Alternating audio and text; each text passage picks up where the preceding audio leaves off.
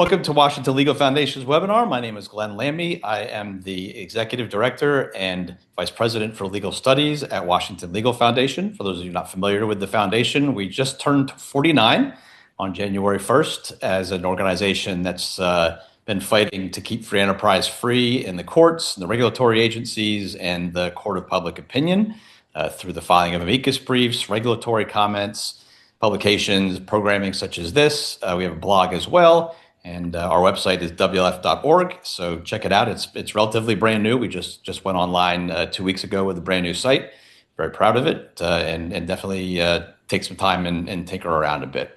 So the first case the Supreme Court's going to consider in 2026 on the second Monday of the new year presents a rather technical sounding question, but arose from a high-profile, high-stakes environmental litigation. Chevron USA versus Plaquemines Parish is just one of several lawsuits alleging World War II era oil and gas production caused erosion of the Louisiana coastline.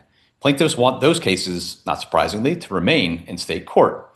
The defendant invoked a federal law allowing those acting under the direction of a federal officer to remove a claim from state to federal court. The question of whether that law applies to Chevron has implications far beyond this one case and involves broader constitutional principles such as due process and federal protections against local biases. I'm pleased to have an excellent panel of speakers today, which I will introduce briefly, and then we will get started. Richard Epstein is the inaugural Lawrence A. Tisch Professor of Law at NYU Law School, a senior research fellow at the Civitas Institute at the University of Texas, Austin, and the James Parker Hall Distinguished Professor of Law, Emeritus, and Senior Lecturer at the University of Chicago. He's a prolific author of a wide range of legal and disciplinary subject books, and other articles, including Cases and Materials on Torts, 13th edition, a widely used casebook co-authored with Professor Catherine Sharkey. I'm also proud that he authored a working paper for WLF on the case we're discussing today, which is also available on our website. Lauren Sheets-Jarrel is Vice President and Counsel for Civil Justice Policy at the American Tort Reform Association. In this position, she manages and staffs ATRA's amicus brief program, develops and implements the association's civil justice policy, and manages ATRA's vaunted judicial hellholes program. ATRA filed an amicus brief in the Chevron versus Plaquemines Parish case in support of the petitioner, and they devoted an excellent section of their 2025 hellholes report to the underlying litigation. Finally, Mike Fragoso is a partner with Torridon Law, PLLC in Washington, D.C. He most recently served as chief counsel to Senate Majority Leader Mitch McConnell. During the first Trump administration, he was Deputy Assistant Attorney General in the Department of Justice's Office of Legal Policy. Mike also has served as a judicial clerk to the U.S. Court of Appeals for the Seventh Circuit Judge Diane Sykes. Just want to let everyone know that we're recording today. If you have any questions, please use the Q&A function located in the Zoom webinar toolbar to ask those questions. We'll get to those at the end. And if by chance you're watching this as a recording on our YouTube channel, please like and subscribe. So let's get started with a question for Mike. So what are the specific legal issues that the justices have agreed to consider in this case? Sure. So thanks for putting this together. Thanks for having me. This is great. It's a very important issue. It's going to be an important case. This is part of a much broader constellation of land loss litigation down in Louisiana. There's about 43 cases that have been filed over the last decade that allege oil and gas companies have basically caused coastal erosion in their exploration activities down in Louisiana, and they're trying to get tens of billions of dollars from them as part of it. But that's not really the issue here. That's what caused the case. But the specific question here involves federal officer removal. So under federal law, going back centuries, federal officers can avail themselves of a federal forum if they're sued. And the idea is to prevent local judges and juries from hometowning federal officials as they're doing the work of the federal government. In terms of what Chevron, or the company that Chevron bought, did here, they were involved in production of aviation gasoline, or avgas, during World War II for the Allied war effort at the direction of the Petroleum Administration for War. So the federal government was telling them, they were under contract to the federal government directed their production of avgas. And so because of that, Chevron argues that they should be able to avail themselves of a federal forum because the conduct for which they're being sued was when they were a federal officer. So the statute at issue, section 1442A1, which gives federal courts jurisdiction for, quote, any officer or person acting under that officer of the United States or an agency thereof in an official or individual capacity for or relating to any act under color of such office. That if you meet those standards, you get to go to federal court.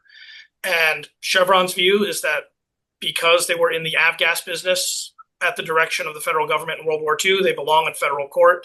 The state of Louisiana and the plaintiffs' lawyers obviously disagree and think that they should not be able to avail themselves of a federal venue.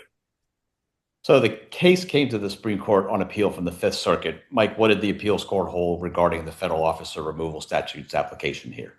The Fifth Circuit held in a divided opinion that Chevron was not entitled to remove under the statute. Essentially, there's 4 elements to removal, and it found that Chevron met 3 of them.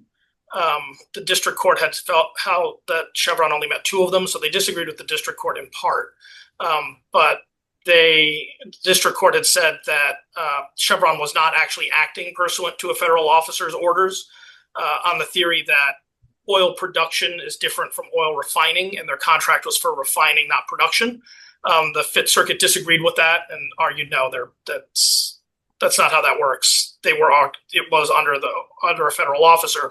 But where the Fifth Circuit agreed with the district court was that the conduct that they're charged with isn't appropriately connected or associated with the act pursuant to the federal officer's direction. And so the history here is that there used to be a bit of a causal nexus requirement for federal removal. And then Congress thought that was too restrictive, and in 2011 passed an amendment to the statute that expanded it so that it would apply to any actions relating to the official action. And the Fifth Circuit read that amendment rather narrowly and insisted that there still had to be a causal relationship of some sort, some kind of direction relationship with the action that they're accused of, the charged conduct. And so because of that, they don't get it. As I said, it was a split opinion. Judge Oldham on the Fifth Circuit is one of the great judges down there, dissented and did so rather powerfully. And he argued, I think, pretty persuasively that the term relating to in the statute that Congress put there, they put in necessarily broad language to reach this kind of conduct. So. Thanks. So let's take a step back more in the chronology of the case. As I noted in my introduction, and as Mike noted, this case is one of a series of claims brought by Louisiana parishes and state governments and state court. Richard, what harms are the plaintiffs alleging exactly, and what did the state trial court decide in the Plaquemines Parish case? This case is a very deceptive one.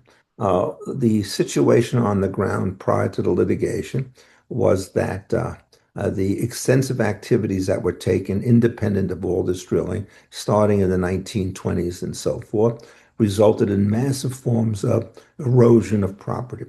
They came from 2 sources. One, the entire area is completely unstable, so you get all sorts of hurricane-type forces that come in there that can move earth. And then in addition to that, in 1927, there was a terrible flooding situation, and the Army Corps of Engineers moved to try to stop the damage that the flooding caused. And in so doing, what they did is they prevented the free movement of silt from up in the Mississippi down to the Delta, where it could replenish the oil, rather the earth that was lost. The amount of soil lost in this case is a non-trivial sum. It's roughly the area of Rhode Island, 2/3 the size of Delaware. And it turns out that if you're trying to figure out what the magnitudes are from the erosion sources, it's in so many tons you can't keep track of the zeros. What happens is there was also another source that was alleged, which is the production of avgas. Now, these guys did all of this work under permit. And what they're always allowed to do is to take wastewater and to release it after it's been somewhat purified. And the way in which the case was worked is which of these 2 causes dominated. And Liz Murrow, the Attorney General, says the jury was extremely conscientious and it only supplied 25% of the loss to the activities that took place in World War II. What she did is she measured this in billions of gallons, which is a trivial sum of money if you're talking about 1,000 or more miles of coast. And she said that's responsible for one course of the loss of the erosion.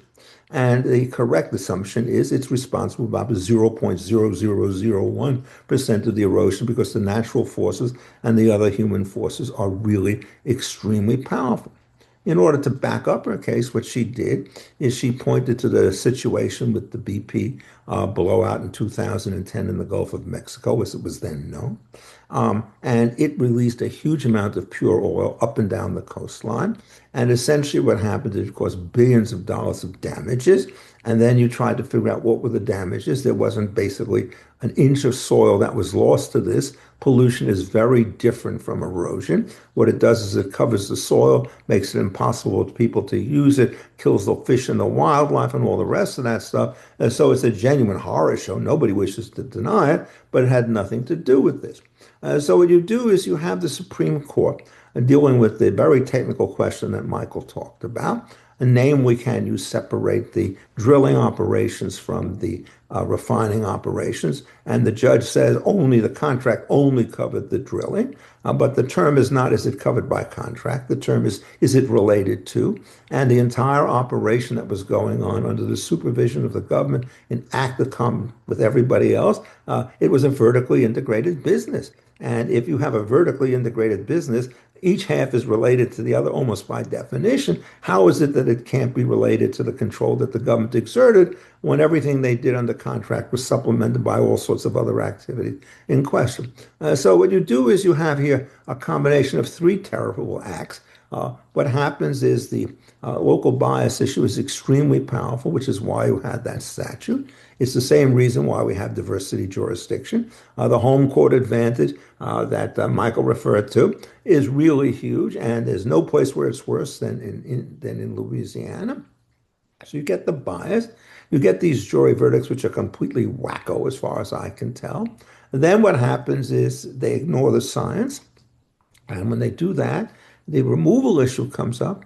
And so I think the importance of what I tried to do when I wrote that position paper for you was to indicate that the technical legal issue is not just a technical legal issue. It's essentially a profound form of protection against local abuse by a system which does it. And one of the things I did in that paper is I went through all of the kinds of influences that took place. And the most conspicuous situation was the then Attorney General, now Governor Landry. He actually said, we will agree with the plaintiff's lawyers not to oppose anything that they bring in court. This is a public official siding permanently with one of the litigants in these particular cases. It's just an outright mischarge of duty. And it's exactly those kinds of breaches of duty which mean that you have to have the federal form. So I'm reasonably confident that they took this case to reverse it. If they don't, it's a bigger scandal than I think we've ever seen in terms of the litigation system. So the agreement that Richard just mentioned, Lauren, you also discussed that in the Adjura amicus brief. Can you talk a little bit more about that particular agreement? Yes. In 2016, then Attorney General Jeff Landry, excuse me, and the parishes entered into this joint prosecution agreement where they agreed in writing to uniformly reject all oil and gas companies' defenses, including their federal defenses, regardless of merit. Under this agreement, they say they will not take the position that any claim is preempted, barred by immunity, or unconstitutional. And of course, making matters worse, many of these parishes are represented by private counsel who are trying to maximize their profit from these cases. And they signed this agreement on behalf of the parish. It's also important to note that the agreement binds the office of the AG and the parishes in the future as it applies at any time. And the parties to the agreement were the offices and the parishes, not individuals. So it applies regardless of who is in office. And how did this agreement specifically prejudice the defendants? What kind of colorable federal defenses did they claim that they had? They entered into this agreement before the defendants had articulated any of their defenses, which prevented the government's lawyers from really impartially evaluating these defenses. And they have, as you mentioned, colorable defenses, including preemption, lack of fair notice under due process clause, and federal immunity. And so our brief argues that this agreement makes it very clear that the state and the parishes are not impartially enforcing the law and demonstrates the very real need for a federal forum to escape what we've been discussing, these local biases that ensure that it won't be a fair trial. Like the financial incentives that both Lauren and Richard mentioned in this case are pretty strong. How did they motivate the desire for the plaintiffs in the case to stay in state court? Well, in state court, they've so far gotten at least one astronomical verdict. The amount of money at play is significant. As I said, there's been about 43 of these cases. One of them has gone to a jury verdict. It's this case. And the jury verdict was $745 million for just one supposed violation of the law at issue. With interest, that's going to come out to probably $1 billion. You're looking at tens of billions of dollars here, both for the parishes themselves, but then also for their lawyers who are they're not doing this for free. They're probably working on some sort of contingency basis. And so they're looking at generational wealth out of this too.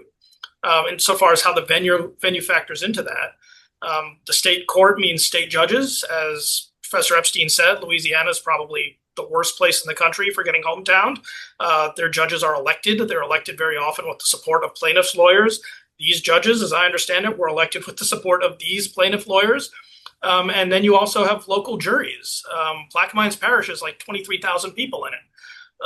So do the math of $745 million divided by 23,000 people, and you're seeing the financial incentive for any individual resident who's on the jury is tremendous. Whereas in the federal court, you've got federal judges who are appointed by the president with advice and consent of the Senate. And then you've got a jury pool that's throughout the entire Eastern District. And obviously there's an incentive when you're in that kind of a situation to rule against the removal of the case to federal court out of state court, I would say. The things I would like to add is Sure. this book has happened many times before. And one of the cases that was most important was a case that we know is New York Times against Sullivan. People think of this as a case about defamation, in which what the Supreme Court did was protect public officials against various kinds of charges unless they acted with actual malice. But that's the final round of the case. Most people do not remember that what happened early on is this case was brought in state court. The New York Times circulated maybe 100 Sunday editions in the state court. And what happened is the defendant, New York Times, tried to remove the case into federal court the same way here. At that time, there was another problem, which is in order to get jurisdiction and keep it in state court, or what the plaintiffs did is they joined the local distributors of the newspaper. And these are people who meant that if you try to go into federal court, you could not get what is known as complete diversity, i.e. every plaintiff is in a different state from every defendant, right? A case called Strawbridge and Curtis. It's not a constitutional case. In fact, when I went back and read it, I discovered that it has about 4 lines. It was a non-opinion. And they did that. So they couldn't go into federal court. So what happens now is they're back in state court. Everybody knows that if you try to sue the local pharmacist for, at that point, $500,000, which would be about 10 times that amount today, nobody's going to give the award. And so the strategy that was followed, after you blocked the removal, what you did is you dismissed the local defendant and went against the New York Times. And then you got actual damages and punitive damages, which were as mind-boggling as numbers as anything that you start to see in this case. So what Congress started to do then was to pass something known as the Class Action Fairness Act, CAFA, which was passed around 2003. And what it did, in effect, is it said that you couldn't play the blockade game by joining defendants who were local to prevent removal into federal court. That's exactly the same kind of situation that we have here. Different cast of characters, but exactly the same kind of problem about the local bias. If you look at this further constitutionally, you go back as far as you can in the 19th century. There is a doctrine known as unconstitutional condition. It's a somewhat mysterious document, but what it says is, in effect, there are certain conditions that you cannot attach to the use of a constitutional right, because in the end, the state is a monopolist, and these things count as an abuse of that power. So to give you a kind of an example, suppose you say, okay, you want to drive in Louisiana? What you have to do is to agree to waive all rights to sue any local policeman for any infringement of your right. And also, you want to drive in Louisiana, you're going to get a divorce, and you live in Nevada, your divorce has to be in this state. All these conditions are illegal and struck down. And so is the one from the earliest time, which says if you wish to do business in Louisiana, you have to waive your right to getting federal jurisdiction under the diversity provisions. That thing was struck down in the early as the 1850s. Chief Justice Trask, in a very strong opinion, reaffirmed the rule back in the 1920s when the unconstitutional condition document was developed. And so what happens is you just don't want to look at this case in isolation from everything else. If you're trying to think of it as a juridical case, there's an entire history of these relationships that exist with respect to unconstitutional conditions and with respect to diversity jurisdiction and so forth. The Removal Act in this case that was cited and quoted by Michael is just in that particular tradition. So one of the things that you want to say in this case to the Supreme Court is not only do you want to understand all the local horrors that were going on, but to recognize that this is a recurrent problem and that it's as important in this situation as it is in any other. And that whenever you have the, what did you call it, hometowning advantage, Michael, that poetic word that you used? You need to have this kind of a remedy. So all in all, I regard this case as just overpoweringly strong. Let me just mention one other thing about it. When you try to figure out what the Supreme Court is about, everybody tries to draw a liberal and conservative distinction, right? Is the Supreme Court 5-4? Is it 3-3-3? We play these numerical games all the time. What you have to try to do is to figure out whether in a case like this, there is any reason for anyone on any political side of this case to take a view which says this thing is perfectly okay. And I just can't think of anything that would lead you to do that. It seems to me on this case, Miss Jackson on the one side, right, and Mr. Thomas on the other side should see eye to eye across the political spectrum. So the really hard thing to do is to come up with an independent, neutral justification that allows you to fabricate damages. This is at a time when energy is a crisis, and all that they're trying to do here is to get all sorts of money. And one of the things that's so ironic in this case, and I think when you look at this, Lauren might know more about this than Norman, is they drape themselves in the flag of Trumpism, energy independence, by saying, well, we really believe in that stuff. But in this case, what these do is they're outrageous polluters. And it turns out there's nothing to that pollution case. And it turns out that the federal government has an enormous interest in protecting companies that essentially engage in activities essential to wartime activity. Avgas is a word, but it turns out Louisiana was the primary place where we produce all the gasoline that were needed for fighter and jet planes in World War II, and they were on a crash basis. And now they're saying 90 years later, 80 years later, you know what you guys did? The only thing you did is to pollute the nation. And so therefore, for your efforts, what we have to do is we'll take Michael's numbers, and you got 40 provinces. The others, some of them are bigger than this one, right?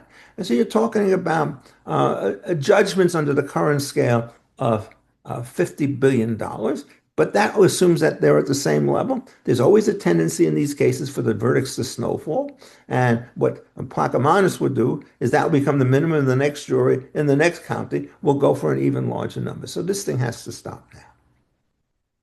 So Lauren, getting back to the sort of larger concerns here, the section in the judicial hellholes report, I think is reflective of what ATRA and others have expressed about the civil justice system. Can you talk about sort of how what's happening here is sort of reflects the broader concerns that exist with the civil justice system there? Louisiana is a perennial judicial hellhole. I think it's appeared on the list for 13 straight years. As you mentioned, this year, the hellholes designation was limited to Louisiana coastal litigation. The full state appeared on the watch list thanks to some reforms that were passed that do not pertain to this litigation that we're discussing today. So that's why the high ranking, the coastal litigation was ranked fourth as the fourth worst judicial hellhole in the country, which just shows how concerned we are about what has been going on in the state. And The Louisiana state courts are dripping with political bias and prejudice, which we've discussed. And we have long chronicled how this bias and this imbalance in the court has led to a civil justice system that is rife with fraud and abuse. And the other factor is that the plaintiffs' lawyers have immense influence in the state. And the coastal litigation is a prime example of this power that they wield. For example, the Carmouche law firm, they represent the parish here and several others. John Carmouche signed the joint prosecution agreement on behalf of several other parishes back in 2016. And he and his law partners donated $300,000 to a pro-Landry super PAC in support of his campaign for governor. And at the same time, Landry promised the trial lawyers that they would have nothing to fear for him as a governor. And in return, Landry has appointed Carmouche to the prestigious board of directors at Louisiana State University. They've been seen together at social events. They have a very close relationship. And something else that Michael alluded to, John Carmouche also contributed to local judicial campaigns. He contributed over $10,000 to Judge Michael Clement, the judge in this case that oversaw the multi-$100 million nuclear verdict. So from our perspective, coastal litigation really encapsulates all that is wrong and the broader concerns we have about Louisiana, from the political bias, plaintiffs' lawyers' influence, the rise in nuclear verdicts. These are all things that have kept Louisiana on our list for over a decade. Let me mention sort of one other thing. I think the Attorney General, the current woman, Liz Morrell, believes that the best defense is a good offense. And so she entered into a series of attacks against somebody who's not really well known to Michael, i.e. Bill Barr, who's the lead lawyer in his firm. And what she does is she kind of calls him something close to being, this man's absurd. Everything he says is just wild. And the charges that she makes against him are extremely powerful. Even when he just asked for some simple situation, well, can we figure out how the jury verdict was done? Could we review any of this stuff and so forth? And so it's the way in which the state has behaved it doesn't play defense. It does what all good plaintiffs' lawyers do. It's always offense. And so you want to accuse their clients of misbehaving. They don't defend themselves. They simply say, oh, you're engaged in really great misforms of behavior, and then assume that since you've established that, or at least argued it, you must be as pure as the driven snow. And the political campaigns are such that if you go read Miss Morrell's editorials, they're from fantasy land. The one editorial where she says, oh, this was really fair. We use comparative negligence and only held to 25%, was a piece by somebody who had gone through all of the natural sources of erosion and all of the human sources of erosion in the trillions of tons. And she's talking about diluted pollution in 2% stuff, which was fully licensed at the time in which it was done. So the whole thing has this kind of bizarre quality about it. And it's extremely important when a court looks at this is to strip away that kind of political rhetoric and start to ask in a point blank fashion, where is the erosion damage that's caused by the leakage of a few tons of diluted gas, all which was emitted to permits. I mean, the actual way in which this industry has worked. The oil industry knows what happens to it when it goofs up. That's what happened with respect to the BP case. And you're sitting there and say, oh, well, this is really just a contrivance of the plaintiff's lawyer. Everybody would look at you as if you're certifiably nuts. But they are trying to equate the two cases in this situation, which is just an obscene comparison designed to deflect the attention from the fact that on the merits, they have no case whatsoever. And that's why the diversity stuff is so important. If you remove it, it stops all of this. Let me give you another illustration back to New York Times. You go into federal court with a different jury pool and a different judge and a different set of instructions. How much money does the plaintiff get in that case as opposed to the $500,000 they asked for? The answer is maybe $5. That's what they get. And not only that, as in this case, Sullivan was the first guy who was after. The 10 other guys lined up on the runway in order to bring identical cases. And so you never want to look at one of these cases as a one-off. What you want to do is to look at them as part of a very systematic campaign, as both Lauren and Mike have stated. Mike, I wanted to give you a chance to talk a little bit about sort of what Richard was alluding to, which is the reasons behind the need for federal removal in these sort of situations. What sort of core constitutional principles does that statute advance, and how are they implicated in this case? As Professor Epstein said well earlier, at the end of the day, this is about federal supremacy. And the states might all be independent sovereigns, but the federal government is supreme. And that means that those doing the work of the federal government can't be hailed into some state or local court to face judgment on the work that they're doing for the federal government. John Marshall famously said, the power to tax is the power to destroy. It's presumably the power to enforce extortionate jury verdicts is even more so the power to destroy. You just can't have this in our federal system. In terms of what it means more broadly, we have these 43 cases down in Louisiana for land loss, but there's this nationwide problem of climate lawfare where state and local governments are going after oil and gas companies for their activities. The fact of the matter is that there's a broader issue of constitutional principles of federal supremacy in all these kinds of cases that I think, as Professor Epstein was saying earlier, you have to look at the bigger picture. That's part of the bigger picture here. Government contractors generally, there's lots of government contractors today doing a lot of work that's probably not liked in a lot of states and localities. Are they going to keep doing that kind of work if they are exposed to this kind of tort liability down the line? Yeah, let me give an example. One of the things that Morrell says is we would never bring one of these public nuisance cases of the sort that happened in Hawaii, happened in Maryland and Colorado and so forth, to show that she has virtue. Well, she doesn't have to bring one of those cases, but those cases are every bit as crazy. So I've been very active in them. And let me just describe what happens. Is what you do is you take a state like Hawaii, and inside the state, the retailers who are there market gasoline and say it has high octane. And the plaintiff's bar starts to say, oh, what they really said is that you can use this gasoline and it's going to have no relationship whatsoever to climate change, temperature increases, or anything of the particular sort. And they said that information is fraud. Every consumer was deceived. When they were deceived, it meant that they increased the level of gasoline production that they have. And when they did all of that stuff, essentially, they are responsible for the rise in sea levels, which flooded things. Now, you have to do the following question. Their argument, this is a misrepresentation case.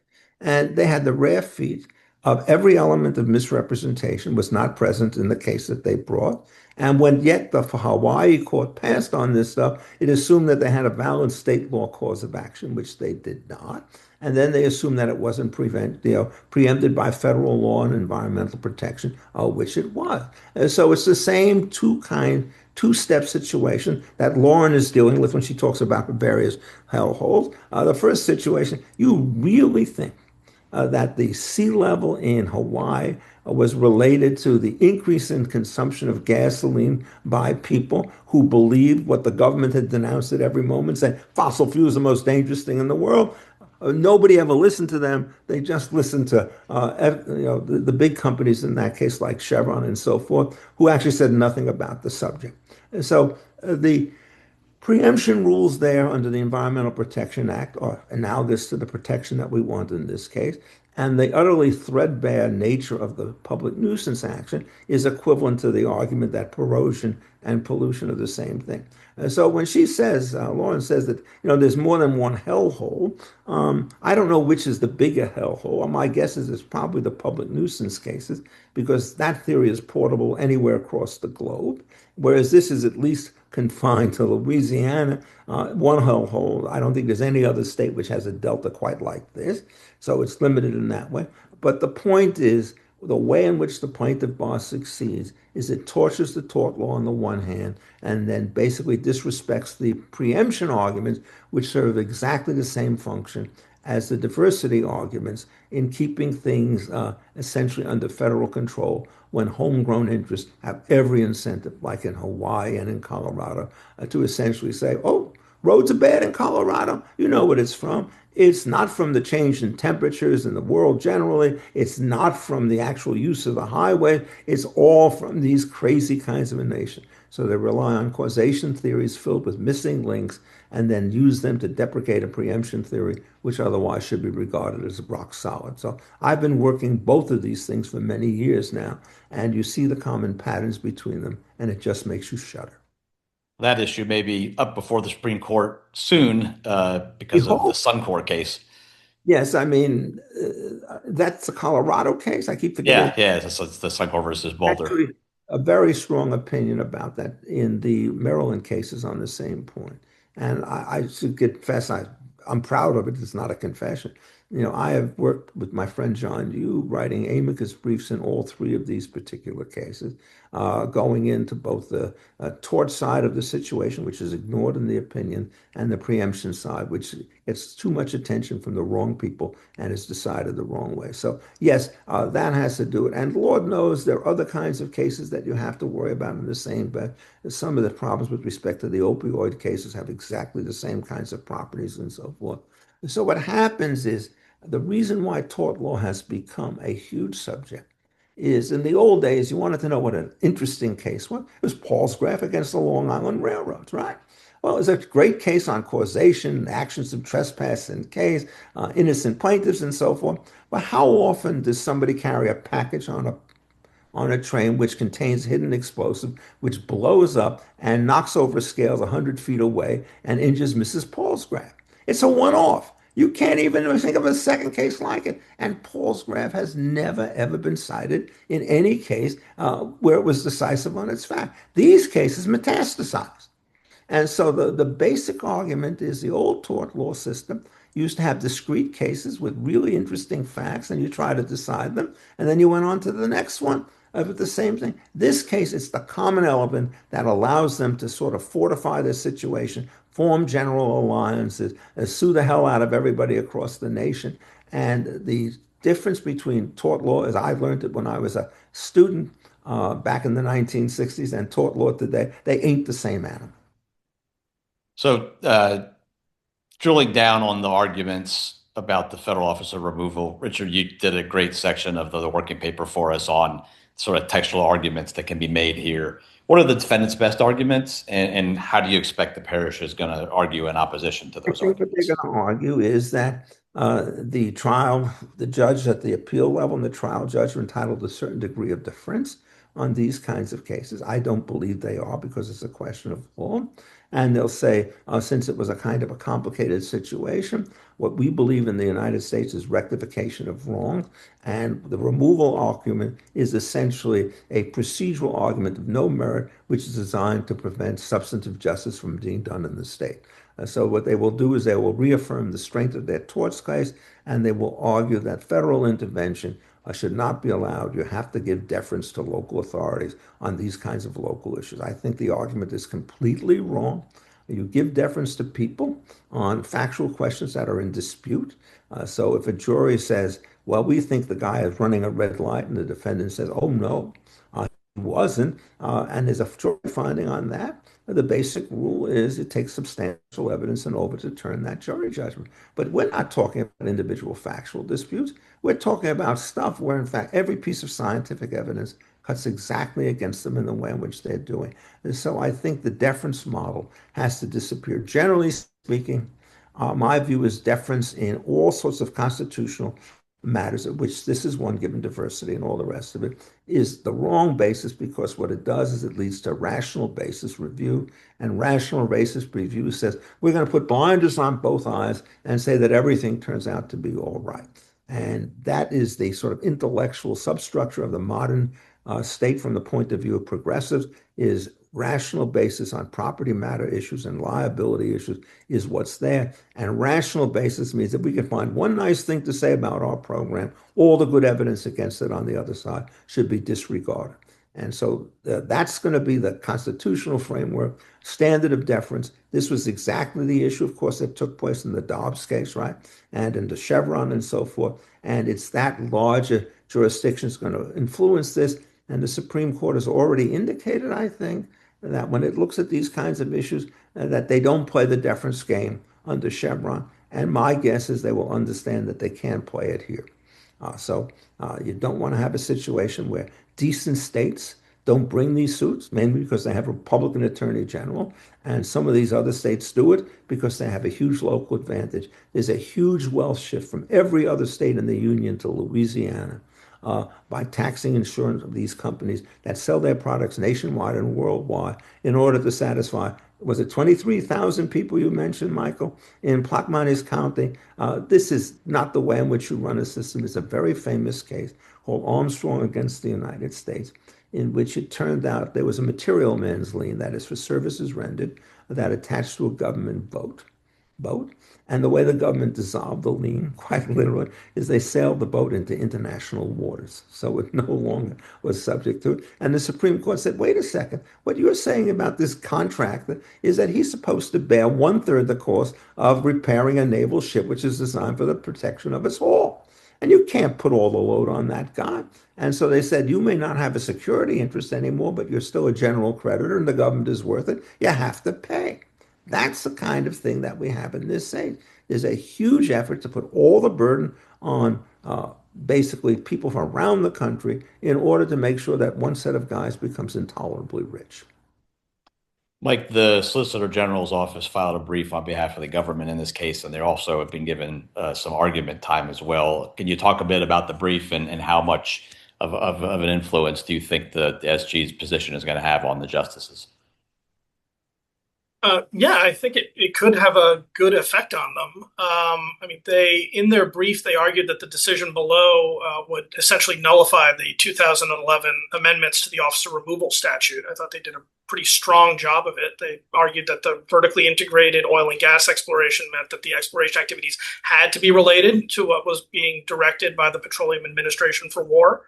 And that because of that, the court below was wrong to require a sort of specific directive relating to oil production, which is contrary to the breadth of the statute after the 2011 amendment. So in terms of the effect it'll have, it was a strong brief. As you said, the Solicitor General has equal argument time, or is getting argument time before the court. And I think that's pretty important. So what you'll see in court is Chevron and the United States on one end versus the plaintiffs in Louisiana on the other. I mean, that right there kind of makes it clear what the stakes and the battle lines are, because you have the United States in there saying that this was federal activity and deserving of a federal forum. I think that'll have weight with the justices. I think there's one other thing I would add to that.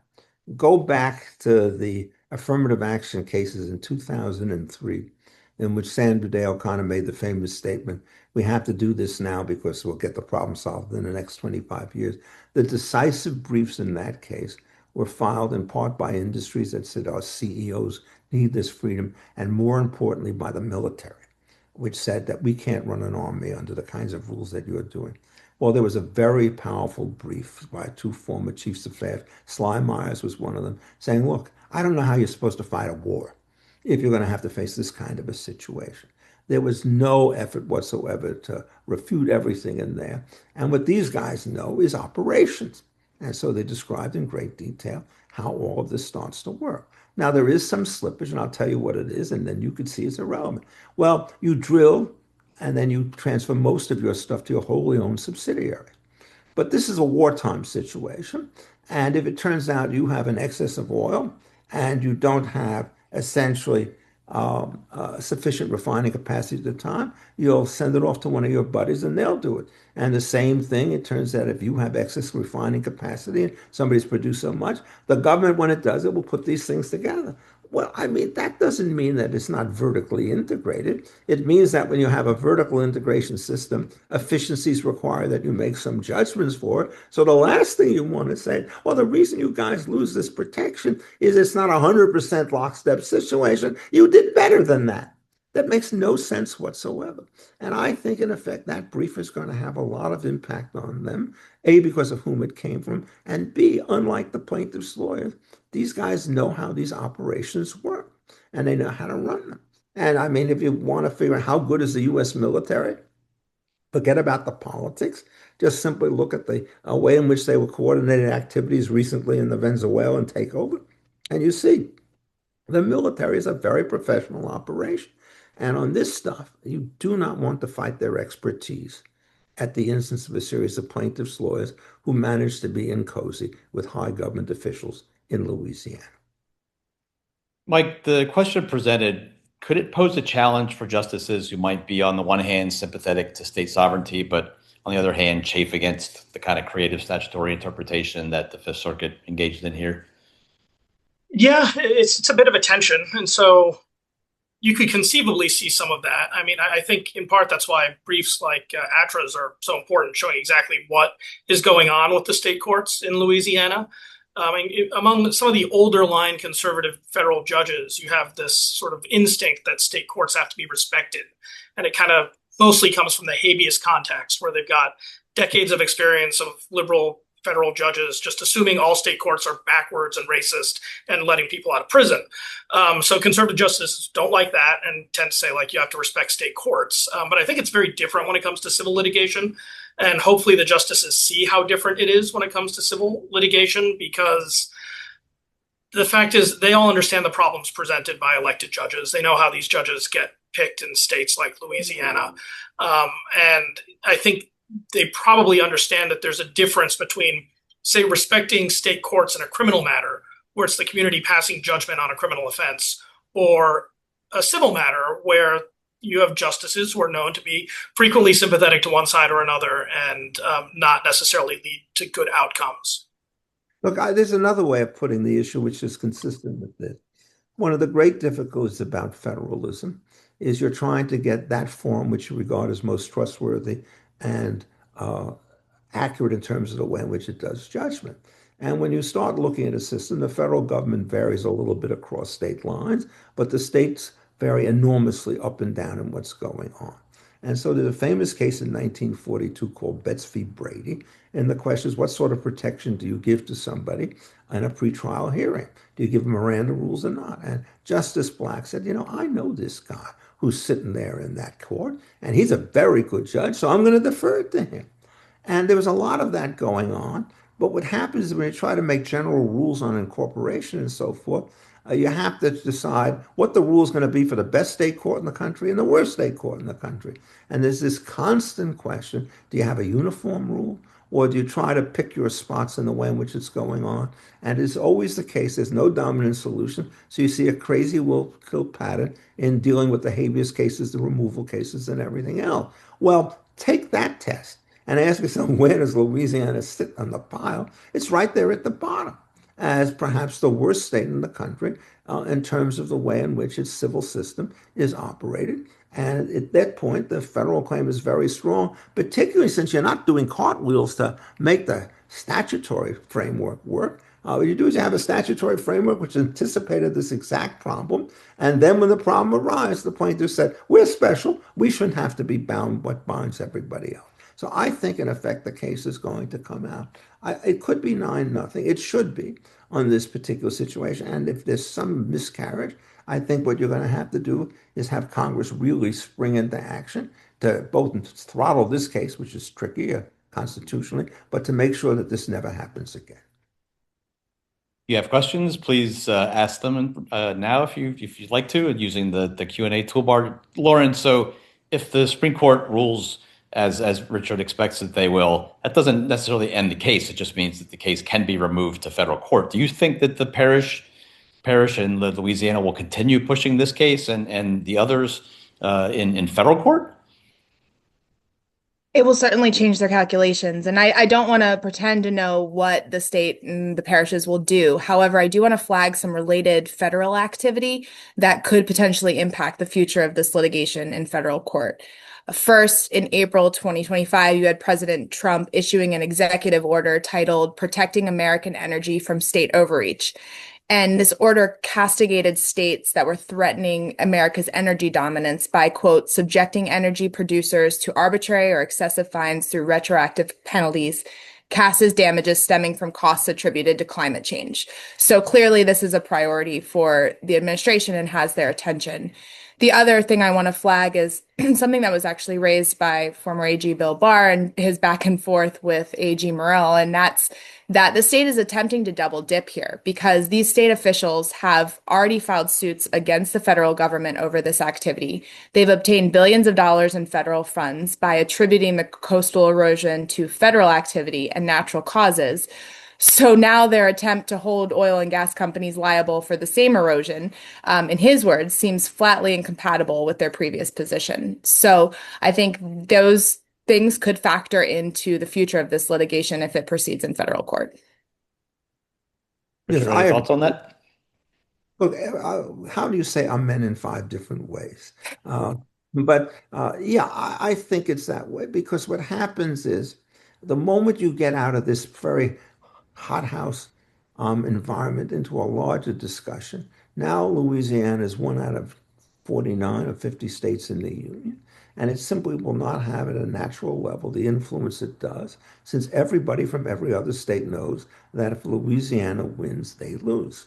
The price of gasoline goes up, and everything else that you're starting to talk about will shift all the costs generally across the nation to basically pamper a privileged bunch of people who don't have strong claims. So I don't think they'll get very far in federal courts. In fact, my view is if you looked at the section of that position paper I wrote to you on erosion versus pollution, I think there's a summary judgment against them because of the deliberate conflation of the two wrongs. We have a question from an online viewer. So I'm interested in whether anyone on the panel has a comment on the argument from the Parish's lawyers that this federal officer argument is a delay tactic and that this case at the Supreme Court's impact may be limited since it only directly affects a quarter of the 40+ coastal zone lawsuits that are pending. Open that up to anybody who'd like to answer that one. Richard? That can't be right. It turns out it will be a dispositive precedent on the merits, and every other case will be subject to the influence of it. It's correct insofar as it says it's not res judicata because they're not parties to this particular case, but it's wrong, I think, to say that it would be a weak or an irrelevant precedent in the way in which these cases are going on. And I'll bet that both of you agree with it. Yeah, definitely. It's just because it takes time for this to go through the federal system doesn't mean that Chevron isn't entitled to a federal forum. And so I can see why the plaintiffs would call it a delay tactic, but at the end of the day, it's, as we've been talking about, the fundamental nature of our constitutional system. They're federal officer acting under federal officers, they belong in federal court. And even if it is the case that it only directly affects a quarter of it, that's what, $15 billion. It's not inconsequential, even if it is only a quarter of it. So I can see why the plaintiffs wouldn't want that, but it doesn't seem right. Lauren, any thoughts on that? Nothing to add. I think they hit the nail on the head. We don't have any further questions from our online audience. I guess we covered everything everybody wanted to hear. Thank you for joining us today, everyone who was online as a viewer. Thank you to Richard and Mike and Lauren for taking the time to do this with us today. And the oral arguments are next Monday. Sorry, a question just came in. Will this be posted anywhere? Yes, this will be available on our website and our YouTube page about 3 o'clock or so, probably once we've got the whole videos processed. Thank you again, everyone, and hope everyone has a good 2026.